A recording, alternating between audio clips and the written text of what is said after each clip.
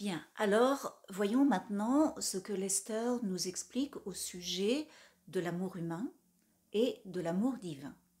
Quelle est la différence entre cette conception de l'amour par l'humain, par notre mental, notre ego, le personnage que nous sommes maintenant, et l'amour au-delà de ça, l'amour au-delà du corps, l'amour au-delà du mental, l'amour au-delà des apparences, au-delà de l'illusion, au-delà du voile, l'amour infini, l'amour pur. L'amour humain est réactif, dépendant de son environnement et sélectif. Cependant, l'amour véritable n'est pas quelque chose que l'on peut allumer et éteindre. Soit nous l'avons, soit nous ne l'avons pas.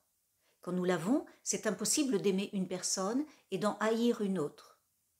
En fait, notre niveau de haine pour quelqu'un révèle à quel point nous manquons d'amour pour les autres.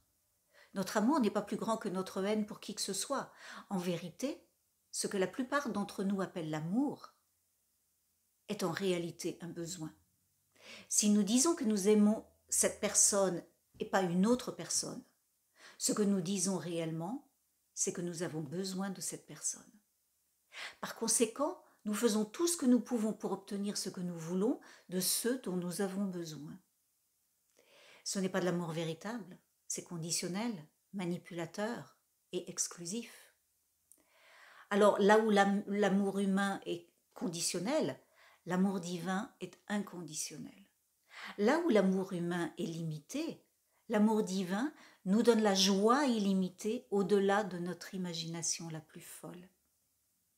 Essayez de le découvrir par vous-même.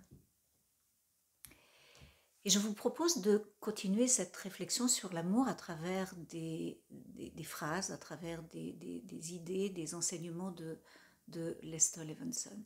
Et c'est notre prochain sujet.